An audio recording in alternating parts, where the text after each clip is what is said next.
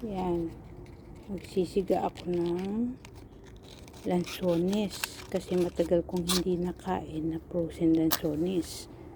Marami kasing langaw sa lamok dahil yung sa prutas. Pagka kasi may pet, ganyan. Yan kasing usok ng nakakatulong pangtaboy ng mga lamok, langaw, saka mga hantik na lumilipad. Mas safe kasi to. Dito kasi sa Amerika sinusunog ang basura. Pag sa Philippines at malamok sa inyo, gagawa kayo o pauusokan nyo. Helpful to.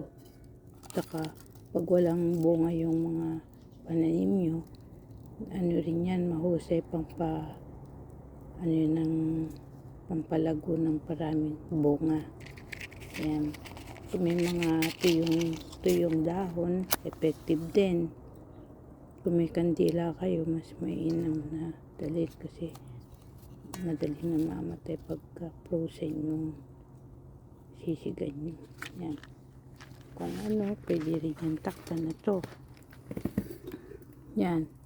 Para safe, pero nababantayan ko naman kaya pwede na yung yan, yung usok niyan tataboy ng lamok. So, dapat meron din kayong swatter. Yan, i-on nyo lang na ganyan, pipindutin, tapos i-ano nyo na yun sa mga lamok. Okay, thank you for watching. See you on my next vlog. Be sure to click subscribe for more ideas and videos, upcoming videos. Bye.